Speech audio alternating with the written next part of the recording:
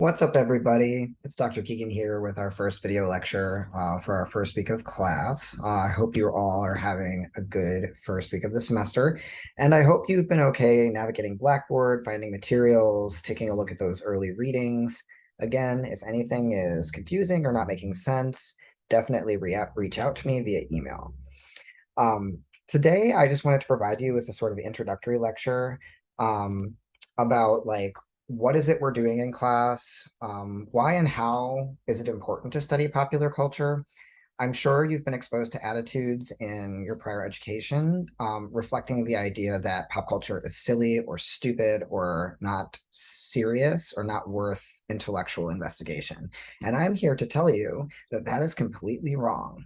And I'm going to explain a bit today about why and how we should focus on popular culture, and we'll practice some methods for getting started reading artifacts within popular texts. So today's lecture is just getting started on why and how to study this stuff. Okay, so first of all, we have to start with a working definition of pop culture itself. What does it mean to say popular culture? Basically, popular culture is culture that is popular. I know that sounds really obvious, but what that means is that it's widely consumed and or experienced in the everyday lives of a culture. Pop culture is a little different than mainstream culture. Mainstream culture is culture that's produced by major production outlets like some of the major film studios or major gaming industry studios, places like the New York Times, the Washington Post that are considered central to culture. But it's perfectly possible for a mainstream outlet to put something out and people don't go see it or don't read it. And so that's an example of a mainstream text that doesn't become popular, right? So popular culture can kind of be made by anybody. The thing that makes it popular isn't its consumption, meaning how many people have seen it or reacted to it or incorporated it into their life. Okay. Some pop culture is also called mass culture because it's the result of mass production versus existing singly like a painting or a sculpture. Certain types of fine art have actually become popular culture. Like if I said the Mona Lisa, you would know what I was talking about. And images of the Mona Lisa have been mass produced on keychains and posters for college dorm rooms and, in all kinds of ways. So at this point, there is a fine art object that is the Mona Lisa, but there's also a mass cultural reproduction of that image that has become popular as well. Pop culture is typically understood to be different from high culture, which we would also call the fine arts, although that distinction is increasingly breaking down, as I just mentioned with the example of the Mona Lisa.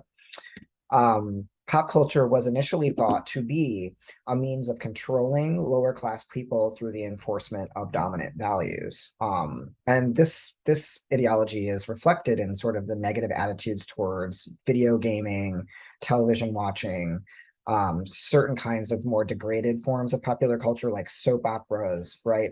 Which are kind of viewed as stupid and there to just kind of daze you into consuming things. I don't agree with those attitudes, but they are still out there.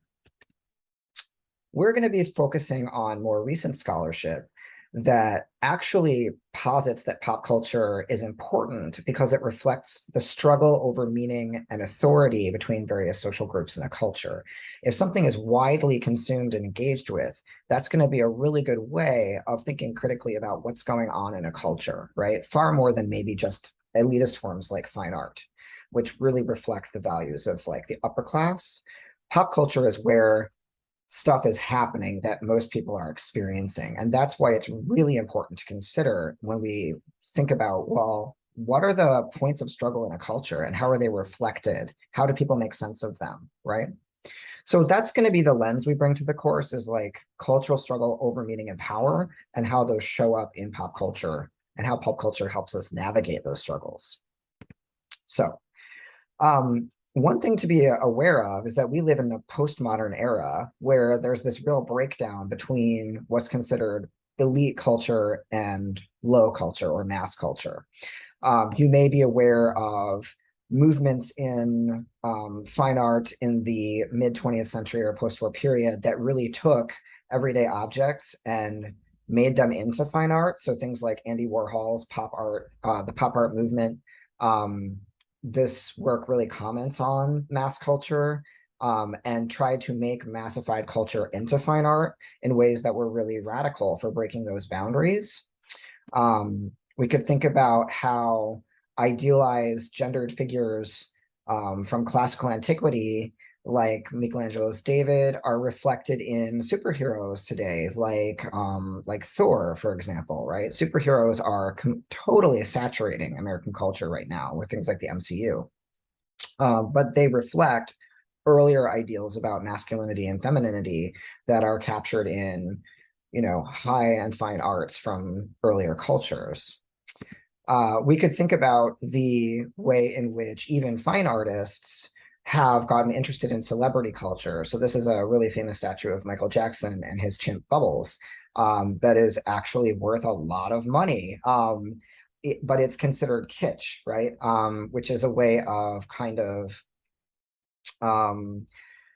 taking something that's cheap or trashy looking and making it super glitzy and glamorous, right? Or we could think about remakes of classical films in this new period that we're in. Have they gone from being more massified culture by major studios during the Hollywood production classical period into more fine art pieces like independent cinema, right? Or we could think about how a show like Twin Peaks, which was considered fairly trashy when it was on in the 1980s and 90s, has become now, like in its remake, sort of high curated TV for elite audiences, right? So that's just to say that we have this kind of binary assumption that there's fine art or elite culture, and then there's massified sort of stupid culture, or what we would call B culture. But I don't think those distinctions are very reliable. And increasingly, they don't really matter as much anymore. So we'll talk more about this as we move forward. But in this class, we're looking at culture that is popularly consumed, whether it is considered to be more elite or not. It has impacted the culture in a broad sense. So we are actually in this course dabbling in the field of what is called cultural studies. So I want to explain a bit about its methods because we're going to be using these methods in class to analyze culture.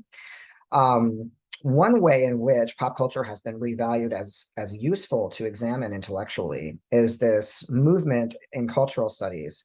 Starting in the 1960s, this field redefined the meaning of popular culture by using new models of interpretation. So instead of just viewing it as kind of like massified culture that was pushed onto the working classes by elites to keep them busy at night and keep them from questioning their social status, we have this new model of thinking about popular culture as interested in thinking through how the meaning of culture isn't fixed, that cultural texts don't have fixed meaning or purpose, but instead are complex and constantly changing based on a number of factors, right? So this isn't just top-down ideological content, right? What we bring to a text can change its meaning as well. So I started you off taking a short look at a reading discussing Stuart Hall, Decoding Cultural Oppression. And I wanted to introduce you to Stuart Hall's model of textual analysis in cultural studies, which is called encoding decoding. And Stuart Hall was a very important figure in cultural studies in the beginning of this field. This model for interpreting culture emphasizes the agency that people have to decode the meaning of pop culture text based on our own values. So it's not just like the text means a thing that the creator intended, and then we consume it, and that meaning just kind of gets absorbed into us. It's much more this idea of maybe there's intent, and then maybe there's also our framework for what we're interested in, and the meaning of the text ultimately has to do with an interplay between those factors, right? So there's a 4-layer model of analysis that in cultural studies that really changed how pop culture was theorized. So we'll be practicing some of these in class, and I'll be asking you to think about each layer a bit in your analytic work. But first of all, we have to consider like production, meaning how is a text created? What industry made it? Who financed it? Where does that money come from? What is the actual material form of the text or the piece of culture we're looking at?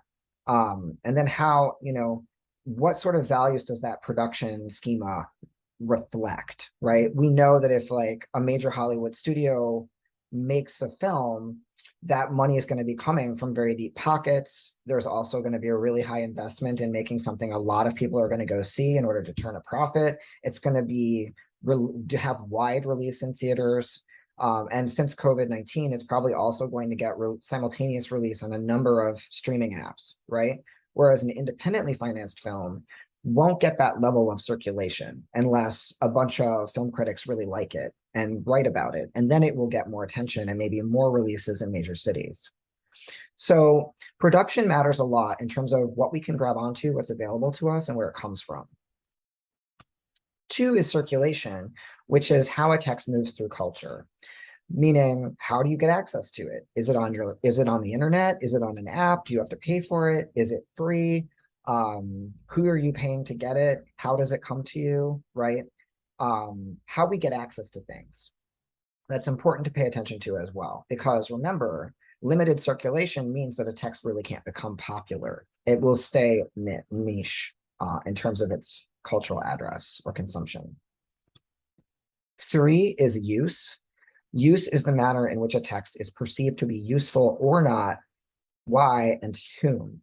So this was where the role of sort of cultural critics comes in, editors, reviewers. I'm a big gaming nerd, and I'm constantly watching gaming journalism to find out what my favorite journalists and reviewers think is cool, because they think those games are going to be useful to the people that they are making that journalism for, right? So, or this could even be kind of like your friend telling you, hey, this movie is really dope, or this thing is really cool, or you should watch this based on their knowledge of your taste, right? So use is like, why is this thing valuable to consume or look at? Why is it fun or interesting? What is its utility in the culture? Okay. And 4 is reproduction, meaning once we've consumed something, we often do a thing. We actually incorporate the text into our identity, into our worldview. We might incorporate it into our social circles by telling our friends or family to consume the thing. We might watch it with them or play a game with a friend, right? And through doing that, we actually reproduce the text ourselves, right? And through that process, we incorporate the interpreted meaning into our lives and social relations. So you can see how it's actually pretty complicated. Just watching TV, all these things are happening all the time, right? And we're going to slow down in this class and kind of look at what are these components and how do they influence the meaning of a piece of culture, okay? I do want to mention, I will also make slide versions of this video available so that you can get these slides without having to watch all the way through the video or take screen grabs. So I'll attach that file along with the video file. Okay, so that's cultural studies. We'll be going back to this model of encoding, decoding several times in class, but I just want to get you thinking critically about like, there's a lot going on when I sit down and watch YouTube, right? There's a lot going on when I open Twitter. There's a lot going on when I watch, I don't know, a really old episode of Seinfeld that's been syndicated and then re-syndicated and then put on a platform to stream, right? A lot of people have touched that text, okay? So getting into some of the other reading, in this course, we're looking at the relationships between culture, power, and oppression, right? So we're looking at gender, race, sexuality as forms of difference that structure our experience of power, privilege, and oppression. So one thing to note is that oppressed groups generally have less power over how pop culture and its values are created and interpreted, right? Like, you might remember from about 5 years ago that hashtag Oscars so white, right? Because the Oscars as an elitist kind of pool of people deciding what's good and bad reflects the taste of powerful groups like white people, right? And there's this real problem with people of color not getting Oscars, not getting opportunities to direct films. The same goes for men and women, right? Like male directors have gotten so many more opportunities and awards, and female directors really have won very few Oscars, particularly for Best Picture, has almost never gone to a woman or a Black person. Um, so, you know, because oppressed groups have less cultural capital, less control over the processes of production, distribution, consumption, right? Those groups don't tend to be as represented in pop culture, and they also don't have as much power over the meaning of the texts that get created, okay? So what we could say is that representation within popular culture, which is a question of production as well as content. It's a question of who gets to make things as well as who gets to consume them, right? And be represented within them, is a major site of struggle between dominant and oppressed groups in our culture. And that's where we're going to situate ourselves. Particularly in this course, we are interested in oppressed groups because we're looking at race, gender, and sexuality, right? There's this fancy word for this process of struggle between dominant and oppressed groups of people, and it's called hegemony, okay? A process in which dominant groups like white people, men, straight people, able-bodied people, right, are constantly seeking to win the consent of oppressed groups. Meaning that, you know, if all the oppressed groups in the United States or in any culture were like, screw this, I'm out, I'm not going to work anymore, I'm not going to obey the law anymore, right? Things would fall apart pretty quickly, right? So the dominant group needs to constantly get the oppressed groups to kind of agree to continue being part of the culture together. And this process is called cultural accommodation, meaning that through either being inclusive, or assimilating oppressed groups into dominant values, tolerating those oppressed groups, or co-opting their culture, the dominant group is able to kind of keep the oppressed groups from revolting entirely, right? So pop culture is a place where this process is constantly being worked out and worked through, where the dominant group is like, well, here, have these Black characters or have this gay character, and then maybe you will feel included enough to not, you know, completely revolt and overturn the culture. Okay? So the question isn't necessarily whether we're seeing representation. Sure, representation is the beginning, but we also have to ask, what kind of representation are we seeing? What does it mean? And then what also are its effects on people, right? So it's not like just all representation is good, right? We have to ask, what is it doing? Why is it there? What are its effects on those social relations that we're talking about? So if I were to nutshell cultural studies for you, I would say that this field is about paying attention to what parts of the culture, especially in this class, we're focusing on mediated culture, are alive, meaning they are places where struggle over representation. There are places where that process of hegemony is taking place right in front of us, and through which we can better understand what is happening hegemonically, or, you know, under hegemony in the cultural sphere, right? So there's culture that's alive, that's talking about those issues, that's reflecting them, and that's open to interpretation. And then there's culture that is what I would call dead, meaning that it doesn't support hegemonic struggle between oppressed and dominant groups. It's not where that process of consent is being worked out. And because of that, it's just propaganda. It's a flat expression of dominant values. We're not going to be looking at propaganda in this class because we're interested in this site of struggle and in making sense of those sites. Okay. So just a little lead up. Today is kind of a chunky lecture because we're getting started. I want to get some terms and frameworks in front of you, but let's take a look at some examples, okay? So We're going to, in this class, be reading for where texts are alive, meaning there's an open question about meaning, the value of representation, and who should have power or not, right? And in the reading I assigned, there's a discussion of artifacts, which are sites or signs in a text where we can see that struggle, that hegemonic struggle. So when we're consuming popular culture, we're going to be practicing looking for these artifacts, these socially meaningful signs that indicate struggle over meaning or the value of representation within a popular text. These are the sorts of symbols that really activate for us, oh, this text is talking about race or class or gender or sexuality, right? So as we move through class, we're going to be looking at a number of primary materials. And as we do that, I want you to develop a practice of watching and listening and writing down images, sounds, words that for you think might factor importantly in an interpretation of that text along these lines of struggle, okay? The first thing I'm going to have you do to practice this asking, like, what is happening here in terms of racial, sexual, gendered artifacts or signs, right, in the text or piece of culture we're looking at, is to, and I've included a link right underneath this video in the weekly folder for today, to Kendrick Lamar's music video for the track All Right. I'd like you to pause this video, navigate to that music video, and just watch it and ask yourself a few questions, okay?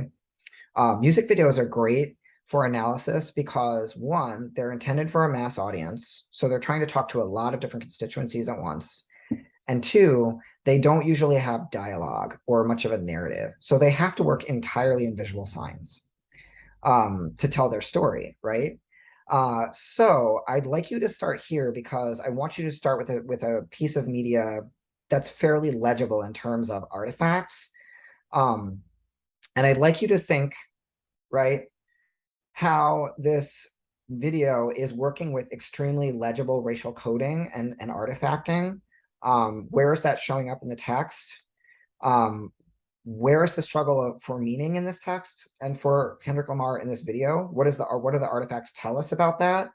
And then additionally, the question to ask when we put all those artifacts together in a text is like, what is the story the video is telling us about race and power in the United States? Okay, so pause this video, navigate over there, watch the music video, take some notes, and then come back to me, okay?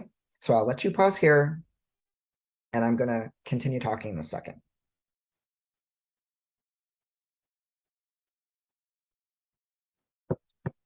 Okay, so hopefully you've watched the Kendrick Lamar video.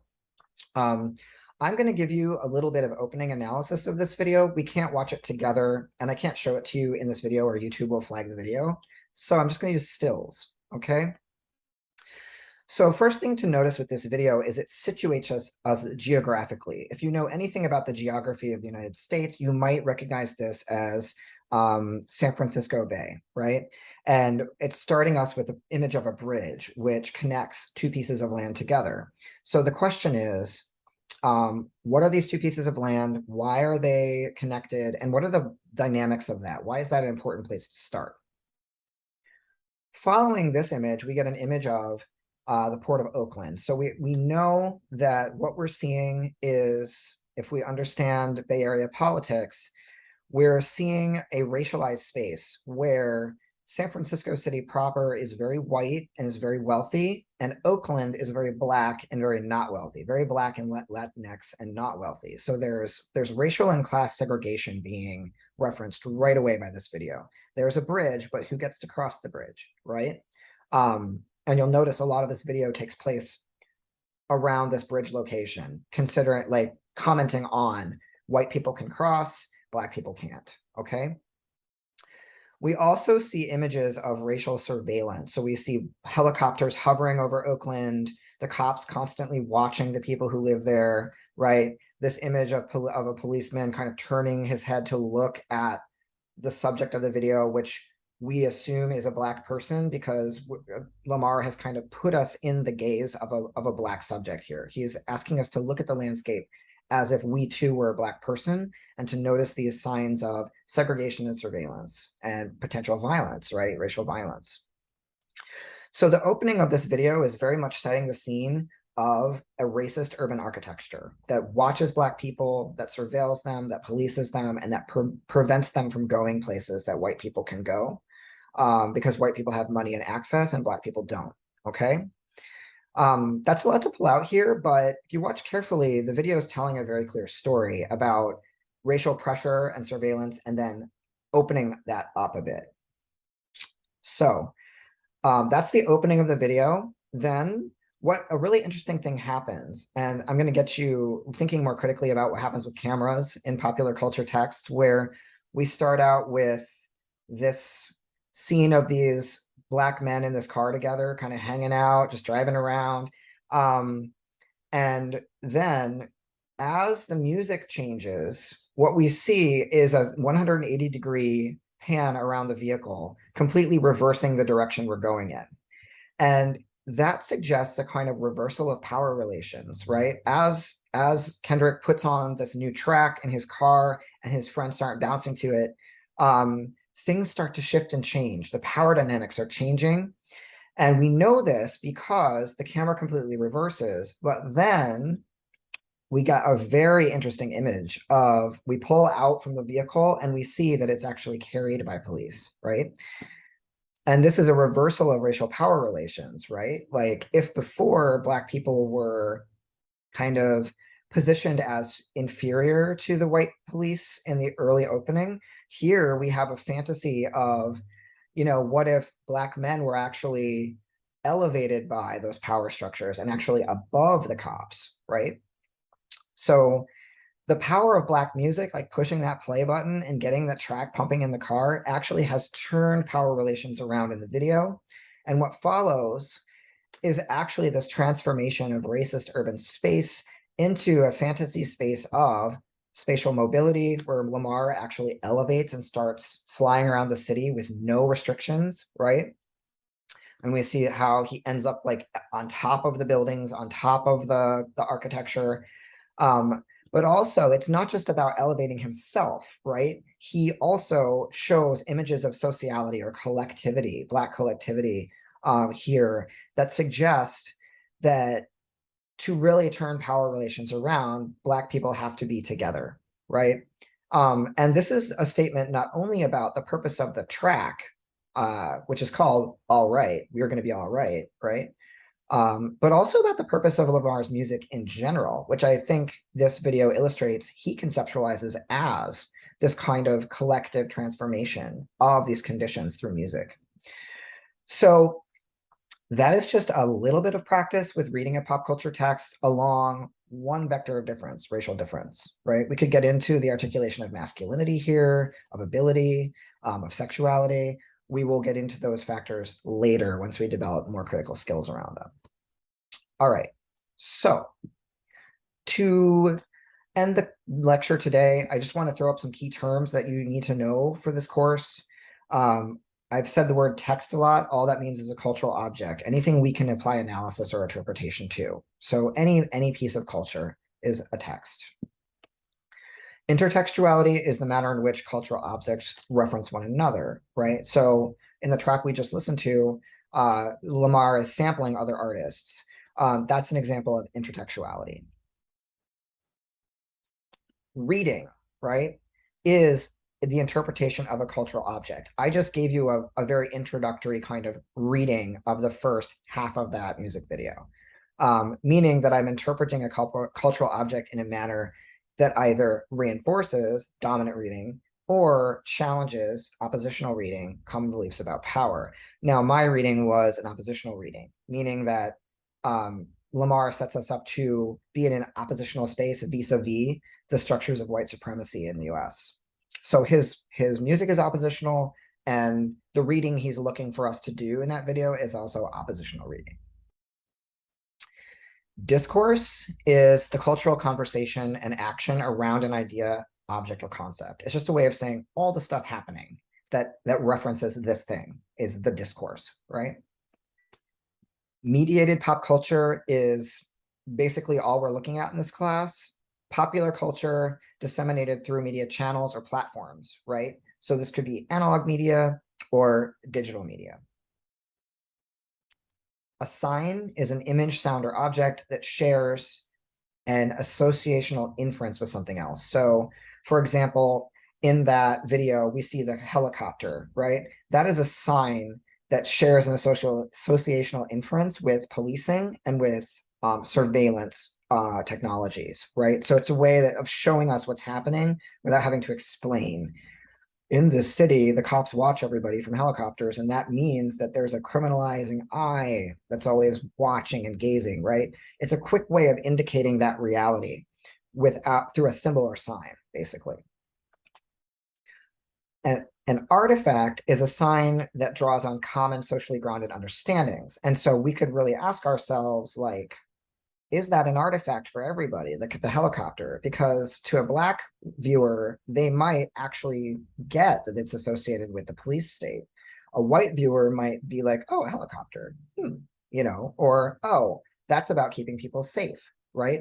So the helicopter is not necessarily a shared racial artifact in the United States. It's a sign, but Black viewers and white viewers might have very different interpretations of that sign.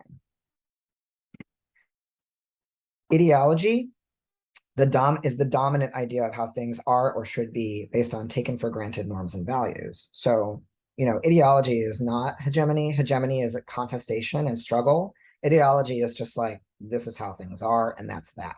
Okay. So understanding the difference between those two things, especially based on the reading I assigned, will be good. We'll be talking about dominant ideology, and then how dominant ideology tends to prevent and make impossible oppositional reading. And we'll get into that later in class. And I just mentioned hegemony, right? The process by which oppressed and dominant groups constantly negotiate consent to a common value system, meaning like democracy, right?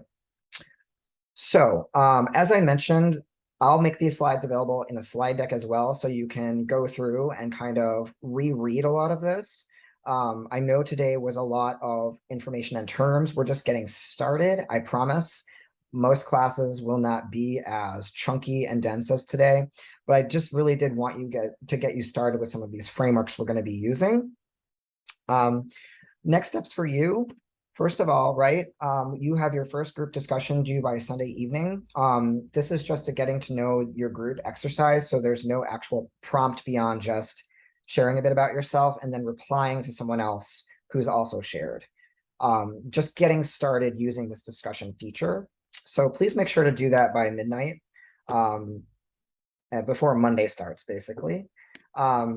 This lives under the groups and discussions tab. The instructions are in there for you to click into. Just click into the group discussion board function, okay? There is no content because Monday is Labor Day. However, if you look ahead, you'll see that I've already posted the readings for the Friday kind of workflow timing, right? And you'll notice if you leave everything to Friday, you're going to have all those readings plus a lecture plus the discussion prompt all at once. So I would really encourage you before Friday to kind of take a look at those readings and get started with them. We're starting that unit on analyzing race, gender, and sexuality. So there are more frameworks to learn. There's going to be more terminology. And group discussion 2 is going to be prompted. So you're going to want to take a look at that prompt before attempting to write anything, okay? And I'll let you know when that prompt is posted and when the video lecture next Friday is up for you to review. So with that, thanks so much for hanging out with me today and thinking about pop culture. I'm really looking forward to seeing your discussion groups start rolling, and I really hope you have a great holiday weekend. So take care.